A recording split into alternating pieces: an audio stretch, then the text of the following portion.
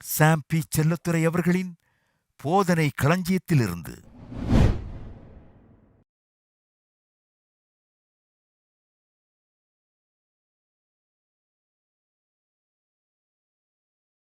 ஜெபம் என்றால் தேவனோடு கூட நாம் சேர்ந்து செயலாற்றி தேவனுடைய நோக்கங்களை இந்த பூமியிலே நிறைவேற்றுவது. அதான் ஜெபம். Prayer is working together with God to fulfill his purposes on this earth. தேவனோடு சேர்ந்து இணைந்து செயலாற்றி தேவனுடைய நோக்கங்களை இந்த பூமியிலே நிறைவேற்றுவதுதான் ஜெபம். இதை ஒரு ஸ்டெப் பை ஸ்டெப்பா சில சத்தியங்களாக நான் சொல்ல போகிறேன். முதலாவது, தேவன் மனுஷனை தன்னை போலவே சிருஷ்டித்தார் என்று வாசிக்கிறோம். ஏன்? அவனோடு கூட ஐக்கியம் கொள்ளும்படியாக, அவனோடு கூட பேசும்படியாக, உறவாடும்படியாக, அவனோடு கூட ஐக்கியம் கொள்ளும்படியாக அவரை போலவே சிருஷ்டித்தார். இரண்டாவது, மனுஷனை தேவன் சிருஷ்டித்த போது அவன் தம்முடைய நோக்கங்களை இந்த பூமியில நிறைவேற்ற வேண்டும் என்கிற நோக்கத்தோடு சிருஷ்டித்தார். தம்முடைய சாயல்ல சிருஷ்டித்தது ஏன்? இவர் பேசினா அவனுக்கு விளங்கணும், இவர் சொல்ற காரியத்தை அவன் மனசுல வைக்க முடியணும், இவரை போலவே அவர் சிந்திக்க முடியணும், இவரை போலவே அவனும் செயலாற்ற முடிய வேண்டும். ஆகவேதான் அவரை போலவே சிருஷ்டித்தார். மூன்றாவது, அந்த நோக்கங்களை நிறைவேற்றும்படியாக தான் அவர்கள் ஆண்டு கொள்ள கடவர்கள் என்று சொன்னார். இவர் அந்த நோக்கத்தை நிறைவேற்ற வேண்டும் என்று சொல்லிதான் கர்த்தர் என்ன சொல்றாரு? உனக்கு ஆளக்கூடிய திறமையை மட்டுமல்ல, not only the ability, I give you the mandate also. ஆளு என்று சொல்லி உனக்கு கட்டளையும் நான் கொடுக்கிறேன். நான்காவது, மனிதன் இப்படியாக இந்த பூமியிலே தேவனோடு கூட சேர்ந்து செயலாற்றி ஆளுகையை செலுத்தி அதிகாரத்தை உபயோகப்படுத்தி தன்னுடைய ஆற்றலை உபயோகப்படுத்தி ஜெபத்திலே ஆளுகை செய்து ஜெபத்தின் மூலமாக அதிகாரத்தை செலுத்தி தேவனுடைய நோக்கங்களை இந்த பூமியிலே நிறைவேற்ற வேண்டும். ஐந்தாவது காரியம் எழுதிக் கொள்ளுங்கள். ஆகவேதான் ஜெபம் என்கிறது prayer is not optional, it is absolutely necessary. ஆகவேதான் ஜெபம் முற்றிலும் அத்தியாவசியம். பண்ணலாம், இல்லைனா விட்டுறலாம். ஜெபம்ங்கிறது பண்ணா உண்டு, இல்லைனா இல்லை, அப்படி கிடையாது. ஜெபம் பண்ணலன்னா மாபெரும் ஃபெயிலியர் தான் வாழ்க்கையில. பாருங்க. 6, தேவனுடைய நோக்கங்கள், தேவனுடைய சித்தம், இதுதான் நம்முடைய ஜெபத்திலே நமக்கு தைரியத்தை தருகிற காரியங்கள். தேவனுடைய சித்தம் நோக்கம் இல்லாம ஜெபத்துல தைரியமா ஜெபம் செய்ய முடியாது. தேவனுடைய சித்தமும் நோக்கமும் தெரிந்திருந்தால் பிச்சை கேட்க வேண்டியதில்லை, கெஞ்ச வேண்டியதில்லை. தேவனுடைய சித்தம் நோக்கம் தெரிந்தால் கூப்பாடு போட வேண்டியதில்லை. தேவனுடைய சித்தம் நோக்கம் தெரிந்தால், ஆங்கில பிரசங்கியார் சொல்றார், I'm going to bombard the gates of heaven. Gates of heaven நீ என்ன பம்பார்டர் பண்றது? பம்பார்டு பண்ண வேணாம், அங்க கேட்லாம் திறந்துதான் இருக்குது. அவர் சொல்றாரு, உள்ள வான்னா நான் கேட்டை போய் அடிக்க போறேன்னா அடிச்சுக்கன்னு விட்டுற போறாங்க. அவ்வளவுதான், திறந்தா இருக்குது. கிருபாசன தண்டையிலே தைரியமாய் வந்து சேர கடவும்னு சொல்லிட்டு அங்க இன்வைட்டிங் பார்ட்டி, அங்கே வெல்கமிங் கமிட்டி வெயிட் பண்ணிட்டு இருக்குது நம்மள வெல்கம் பண்றதுக்கு. இவர் சொல்றாரு, நான் போய் அங்க பம்பார்டு பண்ணி நான் திறக்க போறேன் நாக்கும் அப்படிங்கிறாரு. புரியாத ஆட்கள். புரிந்து கொள்ள வேண்டும் அருமையானவர்களே. எது நமக்கு போகிறதுக்கு தைரியத்தை கொடுக்கிறது? எது போறதுக்கு தைரியத்தை கொடுக்கிறோம்னா தேவனுடைய நோக்கம், திட்டத்தை அறிந்து கொண்டு அதை நாம் ஜெபிக்கும் போது. அதனாலதான் நான் சொல்றேன், தேவனுடைய சித்தம் தான் ஜெபத்தினுடைய பேக் போனாக, முதுகெலும்பாக இருக்கிறது. தேவனுடைய சித்தம் தான் ஜெபத்தினுடைய மையமாக இருக்கிறது. ஜெபத்தினுடைய பலன் என்ன? ஜெபத்தில் இருக்கிற ஸ்ட்ரெங்க் என்ன? நம்முடைய ஜெபத்தின் ஸ்ட்ரெங்க் என்ன? சிலர் சொல்றாங்க, ஆமையா நான் ஒரு நாளைக்கு 4 மணி நேரமா ஜெபம் பண்ணிடுறதையா, அது இல்லை ஸ்ட்ரென்த். நல்ல கவனிங்க, தப்பா புரிஞ்சு கொள்ளக்கூடாது. 4 மணி நேரம் ஜெபம் பண்றது நல்லதுதான். ஆனா நீங்க எவ்வளவு நேரம் ஜெபம் பண்ணீங்கன்றது ஸ்ட்ரென்த் கிடையாது. நீங்க தேவனுடைய சித்தத்தை எவ்வளவு அறிந்து வைத்திருக்கிறீர்கள், அதன்படி எப்படி ஜெபம் பண்ணீங்கன்றது தான். ஆகவேதான் அதை பற்றிலாம் மேன்மை பாராட்டக்கூடாது ரொம்ப. அதனாலதான் அதை பற்றி நான் இத்தனை மணி நேரம் ஜெபம் பண்ணேன், அத்தனை மணி நேரம் ஜெபம் பண்ணேன், இது என்னமோ பரலோகத்துல 1 மணி நேரத்துக்கு ஒரு ஸ்டார்ன்ற மாதிரி கொடுக்குற மாதிரி நினைச்சிட்டு இருக்காங்க இவங்க. இத்தனை மணி நேரத்துக்கு நிறைய பேர் அப்படி கொடுத்தா நிறைய பேருக்கு இந்த பூமியில நிறைய விசுவாசிகளுக்கு வெறும் ஸ்டாரா இருக்கும் உடம்பெல்லாம். ஜெபம் பண்றதுல ஒன்றும் குறைச்சல் இல்லை. ஆனா தேவனுடைய சித்தத்தை அறிந்து கொள்றதுல தான் பிரச்சனை. பாருங்க, இவங்க பாட்டுக்கு ஜெபம் பண்ணிட்டு இருக்கிறது, அக்கடான்னு போட்டு முழங்கால் படிட்டு முழங்கால் காப்பு காய்க்கணும், அப்பப்ப பாத்துக்கிறது முழங்கால். ஏன்னா சொல்லிட்டாங்க, முழங்கால காட்டு. ஆவிக்குரிய மனுஷன்னா முழங்கால பார்த்து தெரிஞ்சுக்கலாம் நாங்க. அவங்க சொன்னது என்னமோ ஒரு கரெக்டான விதத்துல சொல்லியிருக்காங்க. ஆனா இவங்க வந்து வெறும் காப்பு இருந்தா போதும் ஆவிக்குரிய மனுஷன் நினைக்கிற அளவுக்கு ஆயிடுச்சு. இப்ப அவங்க சொன்னது எப்படின்னா, தேவனுடைய நோக்கங்களை புரிந்து கொண்டு அதற்காக தேவனிடத்திலே ஜெபிக்கிற மனுஷனாக, அதுக்கு நேரத்தை அதிகமா செலவழிக்கிற மனுஷனா இருந்தா ஆவிக்குரிய மனுஷன், அப்படி சொல்லிட்டு போயிட்டாங்க. ஆனா இவங்க அதெல்லாம் விட்டு காப்பு இருக்கா, காப்பு காய்ச்சிருக்கா, முட்டி தேஞ்சிருக்கா, தேஞ்சிருந்தா நீ ஆவிக்குரியவன் ஆக்கி இப்படி கொண்டாந்துட்டாங்க பாருங்க. மேன்மை பாராட்டுதல் அதுல இருக்கக்கூடாது. ஒரு நாளும் ஏன் ஜெபம், ஏன் உபவாசம், நான் அப்படி பண்ண நாக்கம் பிரதர், நான் ஒரு சொட்டு தண்ணி கூட குடிக்கலையாம் பிரதர், நான் கடுங்காப்பிய தவிர நாவல ஒன்றாகலும் படவில்லையாக்கும், அப்படி ஆக்கும். இதெல்லாம் கிறிஸ்தவனுக்கு அடையாளமே கிடையாது. கிறிஸ்தவர்களுக்கு இதுக்கு சம்பந்தமே கிடையாது. இது மதம், மார்க்கம், கிறிஸ்தவம் அல்ல. கிறிஸ்தவத்துல ஒன்னே ஒண்ணுதான் மேன்மை பாராட்டுதல். அது என்ன? கிறிஸ்து, தேவனுடைய சித்தம், தேவனுடைய நோக்கம். தேவன் அவர் என்ன நோக்கங்களை வைத்திருக்கிறார், லட்சியங்களை வைத்திருக்கிறார், அதைத்தான் பிரதானமாய் நாம் எண்ணுகிறது. ஆகவே ஜெபத்திலே நம்முடைய முதுகெலும்பு, ஜெபத்தினுடைய பலன், ஜெபத்தினுடைய சக்தி எல்லாம் எதுல அடங்கி இருக்கிறது? ஜெபத்திலே நமக்கு இருக்கக்கூடிய தைரியம், கான்பிடன்ஸ் எதுல இருக்கிறது? நாம எவ்வளவு நேரம் ஜெபிச்சோம், நாம எப்படி நின்று ஜெபிச்சோம், நாம பரலோகத்தை பிடிச்சு தொங்கணுமா, சிங்காசனத்தை பிடிச்சு ஆட்டணுமான்றதுல அல்ல, தேவனுடைய சித்தத்தை அறிந்து கொண்டோமா என்கிறதுல தான் இருக்கிறது. நம்முடைய ஜெபத்தினுடைய வல்லமையும் சக்தியும் அதிலே தான் அடங்கி இருக்கிறது. இருக்கீங்களா? ஆகவேதான் நம்முடைய முயற்சிகளை பற்றி மேன்மை பாராட்டுறதுக்கு அங்க அர்த்தமும் கிடையாது, நேரமும் கிடையாது. தேவனுடைய சித்தம் தான் நம்முடைய ஜெபத்துக்கு அதிகாரத்தை கொடுக்கிறது. நாம் எதை பற்றி ஜெபித்தாலும் சரி, நம்முடைய தேவைகளை பற்றியோ, சுகத்தை பற்றியோ, விடுதலை பற்றியோ, பாதுகாப்பை பற்றியோ, தைரியத்தை பற்றியோ, செழிப்பை குறித்தோ, வெற்றியை குறித்தோ எதை பற்றி ஜெபம் பண்ணாலும் அது எதன் அடிப்படையில் இருக்க வேண்டும்? தேவனுடைய சித்தத்தின் அடிப்படையில் இருக்க வேண்டும். இது எனக்கு தேவைங்கிறது அல்ல, இதுதான் என்னை குறித்த தேவனுடைய சித்தம், அதுதான் ஜெபம். ஜெபம்னா என்ன அடிப்படையா? கர்த்தாவே நீர் சொல்லிவிட்டீர், இது உம்முடைய சித்தம் என்று நீர் விளங்க பண்ணி விட்டீர், உம்முடைய வார்த்தையில நீர் சொல்லி இருக்கிறீர் இதுதான் சித்தம் என்று. ஆகவே உம்முடைய சித்தம் என்னுடைய வாழ்க்கையில நிறைவேறுவதாக, அதுதான் ஜெபம். பாருங்க, சில வசனங்களை எடுத்து காண்பிக்கிறேன், குயிக்கா கடகடன் போகும். ஆதியாகமம் 18ஆம் அதிகாரம், ஆதியாகமம் 18:10. அப்பொழுது அவர், ஒரு உற்பவ கால திட்டத்தில் நிச்சயமாய் உன்னிடத்தில் திரும்ப வருவேன். கர்த்தர் சாராளை பார்த்து சொல்றாரு, ஒரு உற்பவ கால திட்டத்தில்னா ஒரு குழந்தை பிறக்கிறதுக்கு எவ்வளவு நாள் ஆகுமோ அந்த பீரியட்ல இன்னொரு 10 மாசத்துல உங்கள்கிட்ட திரும்பி வர்றேன்றார். ஒரு உற்பவ கால திட்டத்தில் நிச்சயமாக உன்னிடத்தில் திரும்ப வருவேன். அப்பொழுது உன் மனைவியாகிய சாராளுக்கு ஒரு குமாரன் இருப்பான் என்றார். சாராளை குறித்து இங்க ஆபிரகாமுக்கு சொல்லப்படுகிறது, சாராளுக்கும் சொல்லப்படுகிறது. உன் மனைவியாகிய சாராளுக்கு ஒரு குமாரன் இருப்பான். நான் 10 மாசத்துல இங்க வரப்போறேன், திரும்ப ரிட்டர்ன் ஆறேன். அப்போ உனக்கு ஒரு குமாரன் இருப்பான். சாராள் அவருக்கு பின்புறமாய் கூடார வாசலில் இதை கேட்டுக்கொண்டிருந்தாள். பாருங்க, சாராளுக்கு ஒரு குமாரன் இருப்பான் என்று தேவன் சொல்லிவிட்டார். தேவன் வாயை திறந்து சொல்லிட்டார். பாருங்க, இதுக்கப்புறம் வர நிறைய வசனங்கள் திட்டவட்டமா சொல்லுது, தேவனுடைய ஜனத்தின் மத்தியிலே மலடு இருப்பதில்லை என்று எழுதியிருக்கு. இருக்கா? இது ஆரம்ப காலங்கள், அப்பதான் ஸ்டார்டிங் பாயிண்ட். இங்க இவருக்கு குழந்தை பெறதே பெரிய பிரச்சனையா இருக்குது. அப்ப கர்த்தர் சொல்றாரு, இன்னும் 10 மாசத்துல நான் ரிட்டர்ன் ஆகிறேன், உன்னை வந்து பார்ப்பேன், நீ அப்பொழுது ஒரு குமாரனை பெற்றிருப்பா, அவனுக்கு ஒரு குமாரன் இருப்பான், இந்த மனைவிக்கு ஒரு குமாரன் பிறந்திருப்பான்னு சொல்லுகிறார். ஒரு பிள்ளைக்காக ஜெபிக்கிறோம், அது ஏன்னு சொன்னா கர்த்தருடைய சித்தம். அது மலடு இருப்பது கர்த்தருடைய சித்தம் அல்ல. இதுக்குதான் ஜெபத்துல அதிகாரம் எங்க இருந்து வருது? மலடு இருக்கக்கூடாதுன்னு நீ சொல்லிவிட்டேன் ஆண்டவரே, ஆகவேதான் நான் அதை விசுவாசிக்கிறேன். மலடு இருப்பதில்லை, பிள்ளை உண்டாகும், இயேசுவின் நாமத்தில் அது உண்டாகும், தேவனுடைய சித்தம் நிறைவேறும் என்று அப்படிதான் காரியங்கள் நடக்குது. பாருங்க, கர்த்தர் சொல்லிட்டார், ஆகவே செய்கிறார். கர்த்தர் சொல்லிட்டார், அவர்கள் எதிர்பார்க்கிறார்கள். கர்த்தர் சொல்லிட்டாரு, அது நடக்கிறது. பார்ப்போம், உபாகமம் 1ஆம் அதிகாரம். நாம் நிறைய பார்த்து பிரசங்கம் பண்ண வசனம் திரும்ப வாசிக்க போறேன். உபாகமம் 1:10-11, 10-11. உங்கள் தேவனாகிய கர்த்தர் உங்களை பெருக பண்ணினார், இதோ இந்நாளில் நீங்கள் வானத்து நட்சத்திரங்களைப் போல் திரளாய் இருக்கிறீர் சொல்லுகிறார். பாருங்க, இஸ்ரவேல் மக்களை பார்த்து சொல்லுகிறார், தேவனாகிய கர்த்தர் உங்களை பெருக பண்ணினார். எப்படி இருக்கீங்க நீங்க? வானத்தின், ஆல்ரெடி வானத்தின் நட்சத்திரங்களை போல இருக்கிறீர்கள். அடுத்த வசனம் பாருங்க, நீங்கள் இப்பொழுது இருக்கிறதை பார்க்கலும் 1000 மடங்கு அதிகமாகும்படி உங்கள் பிதாக்களின் தேவனாகிய கர்த்தர் உங்களுக்கு சொல்லியபடியே உங்களை தலை சுத்துது. ஏற்கனவே வானத்தின் நட்சத்திரம் போல ஆகிட்டாரு.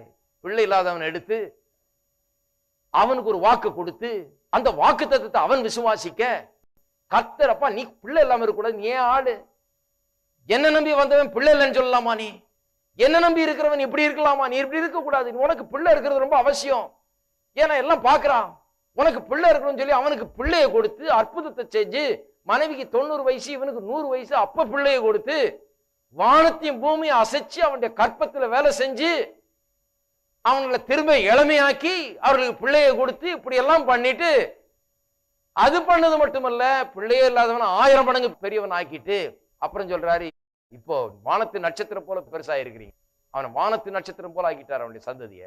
சொல்றாரு, ஏற்கனவே வானத்து நட்சத்திரம் போல ஆயிட்டீங்க, நிறைய லட்சோப லட்சம் மக்கள் இருக்கிறீங்க, சொல்லும் போது லட்சோப லட்ச இஸ்ரவேலர்கள் இருக்கிறீங்க, ஆனா ஒண்ணு சொல்றேன், இதை விட 1000 மடங்கு நீங்கள் பெருகுவீர்கள். இருக்கீங்களா? பெருக்கம் எப்ப ஏற்படும்? பெருக்கத்துக்காக நாம் விசுவாசிக்கிறோமா, ஜெபிக்கிறோமா? பெருக்கத்துக்காக நாம் ஜெபிக்கிறது விசுவாசிப்பதெல்லாம் எதன் அடிப்படையில் இருக்க வேணும்? எதை எனக்கு பெருக்க வேணும்ன்றது இல்லை. நான் தான் சொல்றேன் பாருங்க, ரோட்ல இருக்க பிச்சைக்காரன் கூட பெருக்கத்தை விரும்புறான், ஆனா அவனுக்கு வசனம் தெரியாது.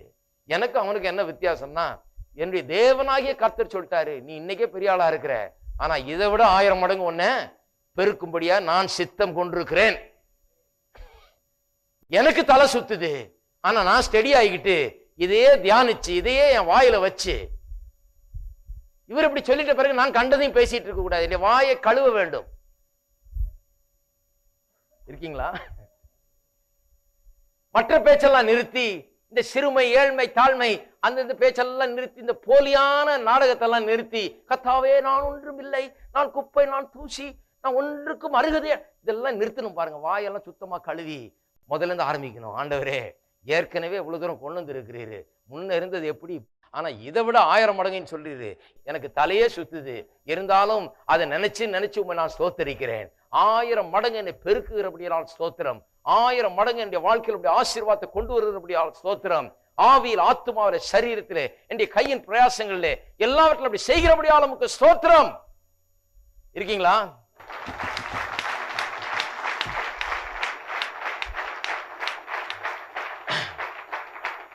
நான் அதை மெய்யாவே விசுவாசிக்கிறேன். என்னை குறித்து மட்டுமல்ல, இந்த சபையை குறித்து கூட அப்படி சொல்றேன். கர்த்தர் சொல்றாரு, இவ்வளவு தூரம் வந்திருக்கிற, இதை விட 1000 மடங்கு உன்னை கொண்டு போக போறேன். நான் அதை விசுவாசிக்கிறேன்.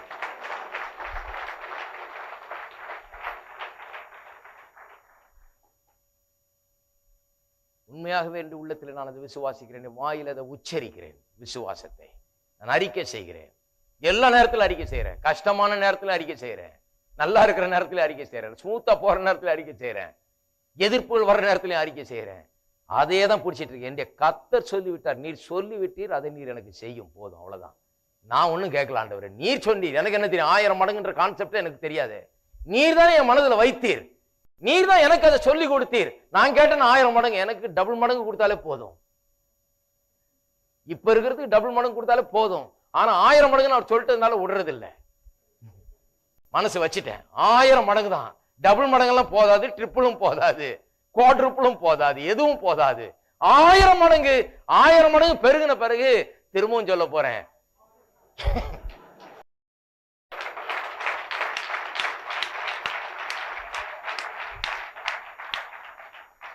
அப்ப என்னுடைய ஜெபத்தின் சாராம்சம் என்ன? ஜெபத்தின் அடிப்படை என்ன? தேவனுடைய சித்தம், தேவன் என்னை குறித்து வைத்திருக்கிற சித்தம், லட்சியம், அதை என்னுடைய மனதில் நான் வைக்க வேண்டும். இதுதான் எனக்கு தைரியத்தை கொடுக்கிறது, தேவனை கேட்கும்படியாக என்னை தூண்டுகிறது தான். ஜெபத்திலே நான் பிச்சை கேட்பதில்லை. ஏன் நான் பிச்சை கேட்கணும்? அவர் சொன்னதை செய்யும் தானே சொல்றேன், அப்புறம் என்ன பிச்சை? ஆகவேதான் சொல்லுகிறார், மனுபுத்திரரை குறித்து, என்னுடைய பிள்ளைகளை குறித்து, என்னுடைய கிரியைகளை குறித்து கட்டளையிடுங்கள். கமாண்ட். நான் சொல்ல, கர்த்தாவே நீர் சொல்லிட்டு கண்டிப்பா செஞ்சே ஆகணும். ஆமென். கமாண்ட் என்றார். அப்ப கர்த்தர் சொல்றார், சரியான ஆளுப்பா நீ, உன்னை எனக்கு பிடிக்குது. ஏன்னா நான் சொல்றது அவ்வளவு கெட்டியா பிடிச்சிருக்கிறேன், தகப்பன் சொல்றது பிள்ளை அவ்வளவு கெட்டியா நம்புறேன், அவ்வளவு அதிகமா பிடிச்சிருக்கிற, அதை அவ்வளவு வாஞ்சிக்கிற, அதை உன்னுடைய லட்சியம் ஆக்கி கொண்ட, எவ்வளவு எதிர்ப்புகள் மத்தியும் அதை பிடிச்சு வச்சிருக்கிறீர். நான் சொன்னதுதான் முக்கியம், சூழ்நிலை முக்கியம் அல்ல, பிரச்சனை முக்கியம் அல்ல, கர்த்தர் சொல்லிட்டார் என்று நம்புகிறாயே, நான் அதுக்கு மரியாதை கொடுக்கிறேன். வானத்தையும் பூமியும் உனக்காக நான் அசைப்பேன், தேவதூதர்களை அனுப்புவேன், செயல்படும்படியாக அற்புதங்களை செய்வேன், கற்பங்களை திறக்க பண்ணுவேன். பித்தளை தாழ்பாள்களையும் இரும்பு கதவுகளையும் உடைப்பேன். மறைந்திருக்கிற பொக்கிஷங்களை உனக்கு வெளியே கொண்டு வந்து உனக்கு தருவேன். மறைந்து போய்ந்து கிடக்கிற பொக்கிஷங்களை எடுத்து கொண்டு பூமியும் வானத்தை அசைச்சு ஒண்ணுமில்லாம ஆக்கி உடைச்சு நொறுக்கி தாழ்பால் போட்டு வச்சிருக்கிறது, பூட்டி வச்சிருக்கிறது, அடைச்சு வச்சிருக்கிறது, பூமி கீழே போய்ஞ்சு கிடக்கிறது எல்லாத்தையும் என்னுடைய கரம் கொண்டு நான் செய்ய போறேன். ஏன்னா நீ உன் பிரச்சனையெல்லாம் பார்க்காம என் வார்த்தைக்கு இவ்வளவு மரியாதை கொடுத்து இதை மேன்மைப்படுத்துகிறாயே, நான் உன்னை மேன்மைப்படுத்துறதை விட எனக்கு வேற வேற இல்லை.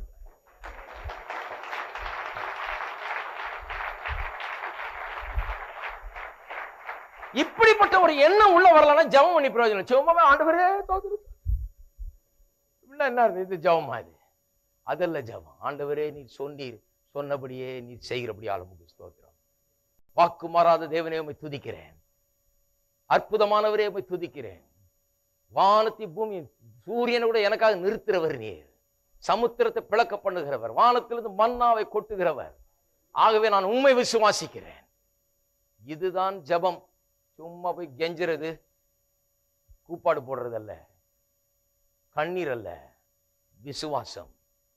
தேவனுடைய வார்த்தையை பற்றி கொள்வது, அதுதான் ஜெபம். எசேக்கியேல் 36 அதிகாரம், எசேக்கியேல் 36, 37. கர்த்தராகிய ஆண்டவர் சொல்லுகிறது என்னவென்றால், இஸ்ரவேல் வம்சத்தாருக்காக நான் இதை அனுக்கிரகம் செய்யும்படி அவர்கள் என்னிடத்தில் விண்ணப்பம் பண்ண வேண்டும்.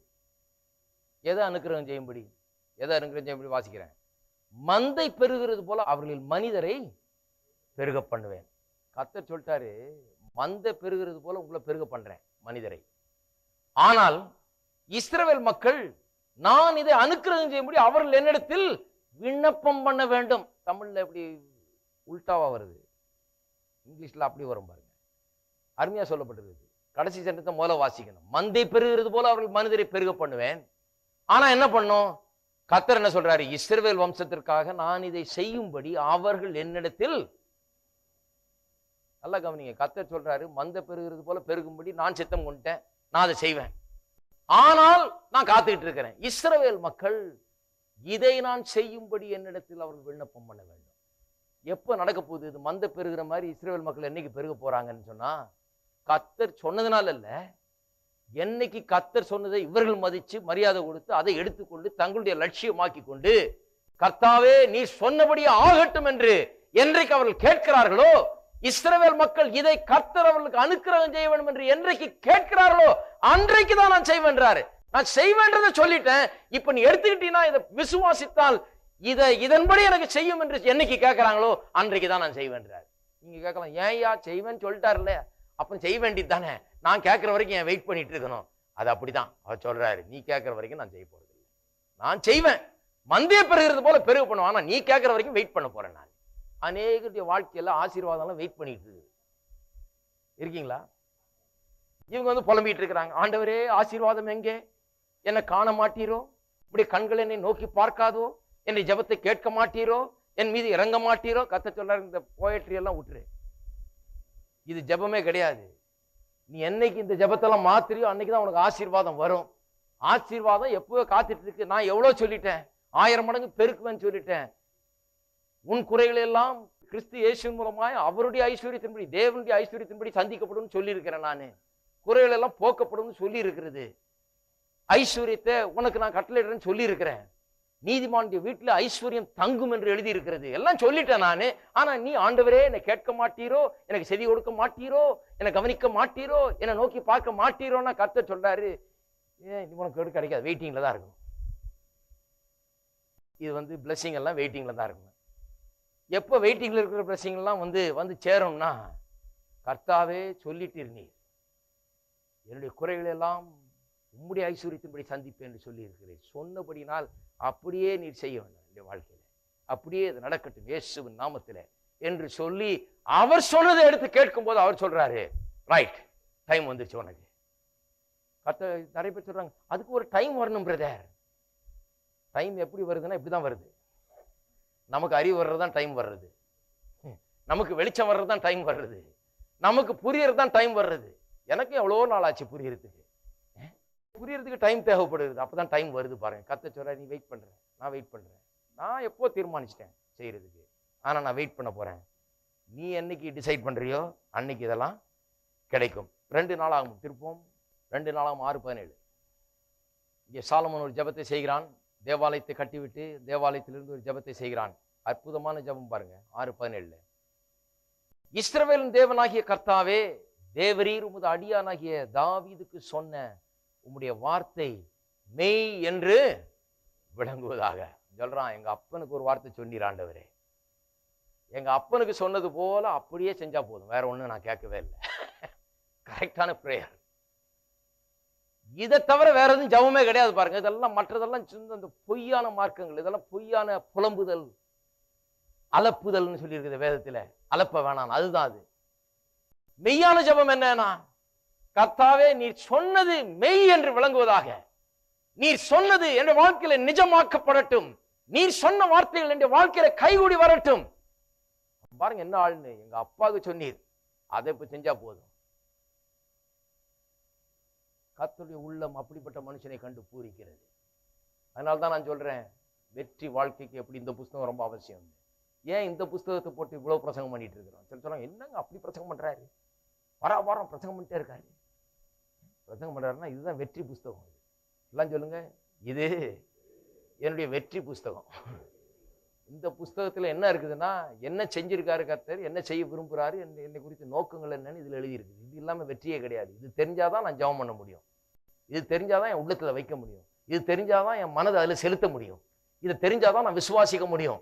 அதை விசுவாசித்து மனதை அதுல செலுத்தி அதன்படி ஜெபித்தால்தான் நான் போய் சேர முடியும், அங்க ஜெபிக்க முடியும். தண்டவாளம் போட்டு பிறகு அதுல ட்ரெயினை விடணும்.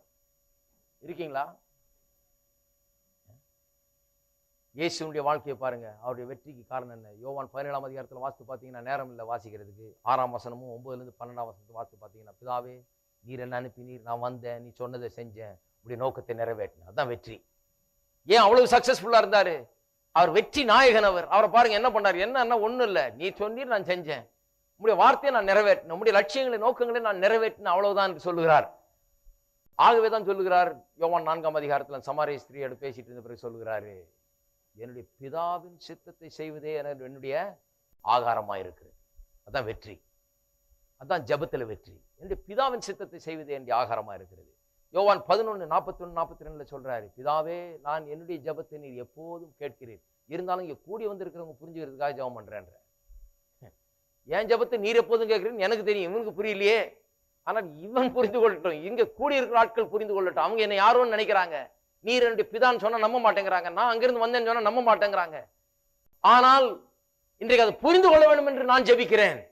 நீர் என்னுடைய ஜெபத்தை எப்போதும் கேட்கிறேன். எல்லாம் சொல்லுங்க, ஜெபம் எப்போதும் கேட்கப்படுகிறது. அப்படிதான் உணர்றீங்களா? நிறைய கிறிஸ்தவங்க அப்படி அந்த தாட்டே கிடையாது பாருங்க. எப்போதும் கேட்கப்படுகிறது, அந்த நிலைக்கு வரணும். ஏன் எப்பவும் கேட்கப்படுகிறது?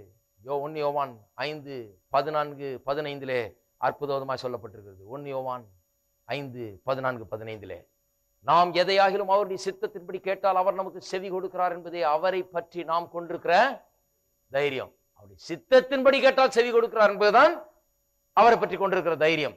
நாம் எதை கேட்டாலும் அவர் நமக்கு செவி கொடுக்கிறார் என்று நாம் அறிந்திருந்தோமானால் அவரிடத்தில் நாம் கேட்ட வேளை பெற்றுக் கொண்டோம் என்றும் அறிந்திருக்கிறோம். தைரியம் எங்க இருந்து வருது? அவருடைய சித்தத்தின்படி கேட்டால் அவர் நமக்கு செவி கொடுக்கிறார் என்பதே அவரை பற்றி நாம் கொண்டிருக்கிற தைரியம். ஜெபத்துல தைரியம் வேணுமா? தைரியமா ஜெபிக்கணுமா? தைரியமா கேட்கணுமா? தைரியமா கட்டளையிடணுமா? தைரியமா காரியங்களை செய்ய வேண்டுமா? நான் சொல்லுகிறேன், தேவனுடைய சித்தம், தேவனுடைய லட்சியம், நோக்கம், ஒரு நோக்கத்துக்காக உங்களை உண்டாக்கி இருக்கிறார். அதுக்குதான் அவரை போலவே உண்டாக்கினார். அவருடைய செயலை இங்கே ஆற்றும்படியாக உண்டாக்கி இருக்கிறார். அதை அதிகாரம் ஆளுகையின் மூலமாக, ஜெபத்தின் மூலமாக நீங்கள் அதை செய்ய வேண்டும் என்று அவர் உங்களை இங்கே வைத்திருக்கிறார்.